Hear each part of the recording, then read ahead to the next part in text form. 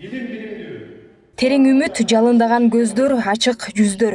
Бийликтен адилеттүүлүктү дал ушул жаштар талап кылып келет. Алардын кайрымдуу жана боорукерлигине пандемия маалында баарыбыз күбө болдук. Президенттикке талапкер Садыр Жапаров жаңы жылды жаштардын реалдуу идеяларын жана сунуштарын угуу менен баштоону чечкен. Көптөгөн элдерге жаштарга эмес, чоң калкыбызга жумуш менен камсыздап келаткан чоң долбоорлорду жасап келатышат. Тилекке каршы жаштар арасында жумушсуздук жана жакырчылык кеңири жайылган. Буга эски жүздөр жооптуу кызматтарды ээлеп, илим билимдүү жаштардын четте калып калуусу да себеп десек болот. Ошентсе да өз алдынча аракеттенип, бизнес ачып, элди жумуш орундары менен камсыз кылган жаштары жок эмес. Алардын бири ишкер Нурсултан Кубанов. Окуучуларды IT тармагына окутуп баштоо алдында турганын айтат. Биз азыр Кыргызстанда эң алгачкы эле инновационный IT хаб ачып атабыз. Бул Кыргызстандагы эң алгачкы бир чоң долбоор. Жалпысынан $650,000 инвестиция көлөмү тартылып келген ушул проектке. Биз 1 жылдан бери ушул долбоордун алкагында иштеп жатабыз. Бул проект аркылуу биз ушул кыска мөөнөттүн ичинде жаш IT тармагына кызыккан жаштарга билим берип, анан мындай аутсорс кылабыз да, дүйнөдөгү ар түрдүү заказдарды алып, ошол эле мисалы үчүн Алайдан же Адбашыдагы биздин мекендештер үйүндө отуруп эле дүйнөлүк аренага чыгып, мисалы үчүн дүйнөдөгү заказдарды алып, анан акча тапканга бир мүмкүнчүлүк болот да. Жолугушууда билим тармагына өзгөртүү киргизүү боюнча да көптөгөн сунуштар айтылды. Жогорку окуу жайлардын биринде билим алган Анжелика Акылбекова студенттер келбей калган күнү үчүн акча төлөп кутулбай, анын ордуна көбүрөөк тапшырма аткарышса деген сунушун билдирди. Окуучулар бар чындыгында эле аракет кылып окуп билим алган, бирок ошол болот ар кандай учурлар сабактан калып калат, ооруп калат же жетишпей калат. Ошондой учурларда НБга төлөйт да акчачы. Менимче НБга акча төлөгөндөн көрө ошону окуп билим алып, ошону кайра калтырган күндөрүн тапшырса жакшы болот деп ойлойм. Эгерде НБ төлөгөндө дагы эмне үчүн башка университет жүрсөм, бир университет 20 сом төлөш керек. Кыргызстанда дүйнө элине адабият, театр искусствосы жана кино тасмалар аркылуу жакшы тараптан таанытса болот. Мындай ойду жаш режиссер Жыргалбек Бозгунчиев билдирип, Кыз чабан аттуу документалдык тасмасы түрк мамлекеттер арасында өткөн фестивалда мактоого арзыганын билдирди. Азыр болсо Кыз чабан деген документалдуу тасма тартып, Кыргызстан боюнча жөнөтүп, Түрксой деген бир жакшы бир конкурска жөнөттү беле. Ошактан баспай кене албасак дагы Кыргызстандын атын алайга, даңкын алайга чыгарып, бир жакшы бир баракчаны алып келди. Менин келечектеги максатым ушул Кыргызстанга бир кино тармагында атын алайга, даңкын алайга чыгарып, жакшы бир тасмаларды тартып, адамдын бир кандайдыр бир ой пикирин жакшы бир келечекке буруу деп эсептейм. Ошол себептен менин максатым кино аркылуу адамдын ой жүгүртүүсүн жакшы бир нукка буруу деп эсептейм. Мамлекеттен сөзсүз түрдө жардам болбосо дагы колдоо керек. Анткени канчалык мен мисалы жакшы тасма тартайын деген күнү дагы бир жерге барганда финансовый жакка такалат, же болбосо мекемелерден тартыш керек болуп калат съемкалардычы. Ошолордун баары такалат. Ошол себептен колдоо сөзсүз түрдө керек деп ойлойм. Акчалай болобу, мүмкүн сөз түрүндө сөзсүз түрдө колдоо керек.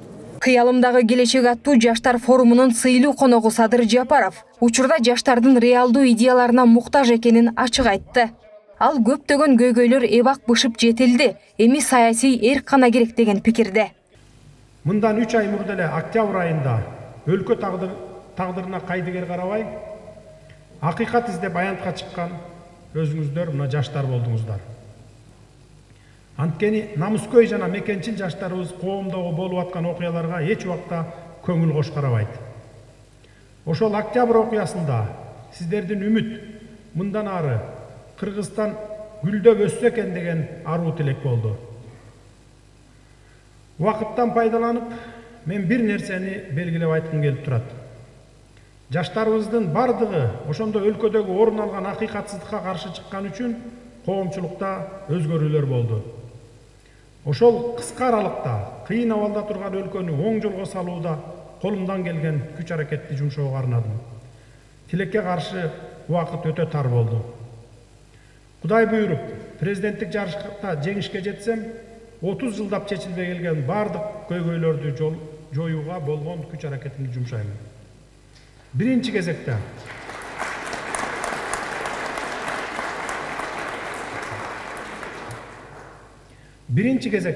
коррупцияга каршы айыгышкан күрөштү улантып, өлкөдөгү кадр маселесин оң жолго коебуз. Кадр маселесинде дал өзүңүздөрдөй татыктуу билим алган таланттуу жаштар менен команданы толуктайм деген тилегим бар. Буга сөз берем сиздерге. Корея, Түркия, Орусия мамлекеттеринде окуп иштеп жүргөн мекендештер да онлайн байланышка чыкты. Алар көбүнчө кадр саясатындагы реформалар тууралуу суроо беришти. Ошондой эле Кыргызстанда жумуш орундары түзүлүп, ипотекага үй алуу жолдору жеңилдесе, өлкөбүздөн кетпейт элек деген ойлорун айтышты. Студентимен биринчиден алыста болсом дагы катышып жатканыма абдан кубанычтамын. Түркияда бүгүнкү күндө ошол 2000ден ашуун биздин студенттер окуп жатышат. Алардын арасында мен да бармын. Ошол чет өлкөдө билим алып жаткан студенттерди ойлонгон бир маселе бар, ал кадр саясаты. Бирок тааныш билишиң жок болсо, ишке да орношо албайсың. И ушундан улам прогрессивдүү жаштар билим алган өлкөдө калып жатышат да. Бул биздин кыргыз калкынын, кыргызстандыктардын дегеле өзүбүздүн менталитетибизге жараша тууганчыл болобуз, досчул болобуз, анан айылдаш, жердешчил болуп бөлүнүп кетебиз. Мына ушунун кесепетинен 30 жылдан бери кадр саясатыбыз жалаң тааныш билиштердин жыргалчылыгына айланып кеткен да. Мен дагы өзүмдүн выступленияларымды айтып атам сиздерге, көрүп атасыздар. Мындан ары мейли министрдин баласы болобу, мейли жөнөкөй адамдынбы, акимдинби же кетмен чапкан дыйкандын баласы болобу, конкурстук негизде өтүп, кимиси ошол адистик күчтүү адис болсо, кимиси ошол тармакты тартып кете ала турган болсо, эгерде башчы болуп барып аткан болсо, мына ошолорду коебуз. Мен ушул жалпы Россияда иштеп жүргөн биздин мекендештердин атынан суроо берейин деп чечтик. Урматтуу Садыр мырза, биздин өлкөгө инвесторлорду тартып, өнөр жайыбыз өнүксө, заводдор иштеп, бизге жумуш орундары ачылса, анан да биз үчүн ипотека жолу менен ыңгайлуу шарттар менен үйлөр курулса деген тилек менен жашап келебиз. Үй алалы десе шарттарыбыз жок. Ипотека баасы аябай кымбат. Ушул маселелерди оюңузга ала жүрсөңүз абдан жакшы болмок эле. Ипотека боюнча мындан бир 5 жыл мурун бир чоң инвесторлор келген экен, баягы шаар салуу боюнча. Мисалы ушу аэропорт Манас жака, СЭС Бишкек жака жер сураган экен. Жер сураганда биздин майда чүйдө чиновниктер эле алардан баягы үлүш сурап, мага мынча үлүш бересиң деп кайра кетип калган экен. Мына Астанага барып, үйлөрдү куруп туруп, микрорайондорду, Ташкентке барып, мына шаар салыптыр килтейген. Ошолор келди кайра. Келип мени менен уже 2 ай бою сүйлөштүк. Кудай буйрса, ошо чоң-чоң шаарларды салалы деп атабыз, шаарларды. Мына Бишкектин үстү жагынан жер берип, ошо СЭС Бишкек жактагы жерлерибизден жана башка ошо чүйдүн жерлеринен баягы чоң-чоң жерлерге ошо шаарчаларды салалы деп атабыз. Андан сырткары бардыгы эле ошо чүй менен Бишкекке салына бербестен, ошо ар бир райондун центрларына, областын центрларынан жер бөлдүрүп берип, ошол жактарга дагы ушундай микрорайондорду салалы деп атабыз. Инвестордун кызыкчылыгы корголбой келди ушул убакытка чейинчи. Анан азыр инвесторлор точуп калгандыктан туруктуулук керек, мыйзамдуулук керек, адилеттүүлүк керек деп айтып жатышат. Ошон үчүн сурооңузду берсеңиз, Масат мырза, сурооңузду. Да. Азыр менин просто түшүндүрүп кетким келип атат. Кыргызстанда бuyakta бизнес форумдар болот, инвесторлордун форумдары болот. Ал жерде мен Кыргызстанды таанытайын десем, Кыргызстан черный списокко кирип калат, кара тизмеге кирип калат да. Анан ушундай көрүнүштөрдөн улам кантсеңиз болот. Мен мисалы ушундай биздей Кыргызстанда инвестиция тартайын деген жаштарды сиз кандай көмөк көрсөтө аласыз? Эгер Кудай буйруп президент болуп калсаңыз? Эми Кудай буйрса мындан ары андай болбойт. Инвесторларды тартып келсеңер болот. Бизге ошол келген инвесторлордун бардыгы ар кайсы тармакка келип атышат. Айрым инвесторлордон 2-3 биригип бир тармакты талашкан учурлары дагы бар. Мына мен салайын, мен кирейин ушул тармакка деп аткандар да бар да.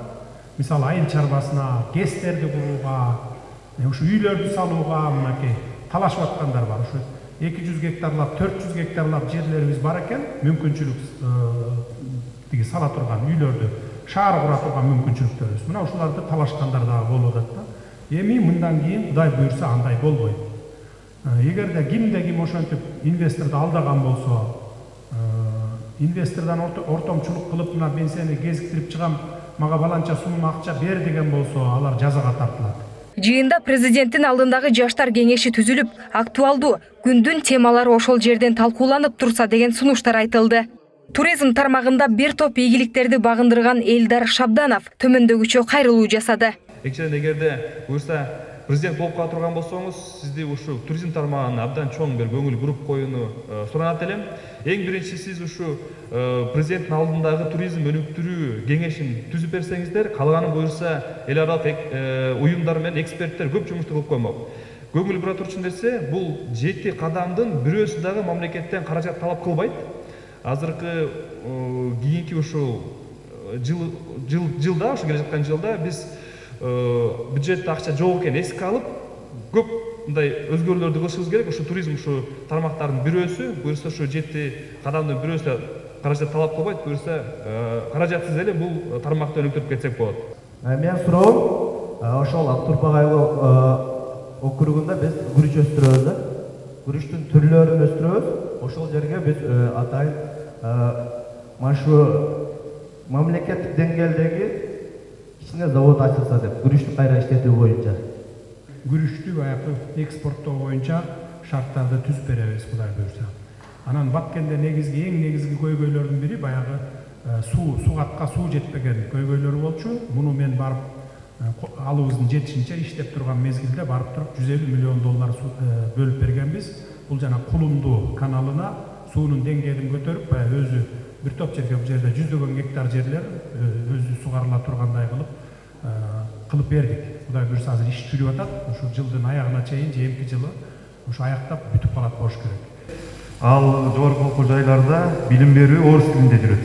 Анын жыйынтыгында жаштарыбыз же кыргызча так туура жаза албай, же орусча так туура жаза албаган ушундай кадрлар чыгып атат да университеттерден. Ушул маселени кандай карайсыз, ушул маселегечи? Кыргыз тили боюнча туура айтасыз. Анткени эмне үчүн начар окутат, эмне үчүн ушундай өнүкпөй атат кыргыз тили? Анткени бул жерде биздин өзүбүздүн ошол тилчилерде биринчи кезекте ошондой болуп атат. Анан окуу куралдарынын жетишпегендигинен болуп атат. Окуу куралдарын, жанагындай материалдарды берип, анан талап жок. Талап жоктугунан да буга биз сөзсүз түрдө көңүл бурабыз. Анткени бизде кыргыз мамлекетибиз ар бир жаран кыргыз тилин билүүгө милдеттүү негизи. Орус тили болсо бул расмий тил, бул илгертен калган тил. Бул эл аралык кызматташууда бизге СНГ өлкөлөрү менен керектүү тил. Ошондуктан расмий тили болуп биздин баш мыйзамда калып атат. Ал эми кыргыз тилин сөзсүз өнүктүрүшүбүз керек. Мындан тышкары жарандык активисттер калкты ишкердикке үйрөтүү үчүн телеэфирлерден убакыт бөлүп берүү сунушун айтышты. Анткени чакан бизнестер көп ачылуусу үчүн билим жана төмөн баадагы насыялар керектелет. Биз бул форумда тескерисинче мына чындыгы баягы өздөрүнүн мамлекеттин жанагы көмөгү жок эле өз алдынча чоң жумуштарды кылып жатышат.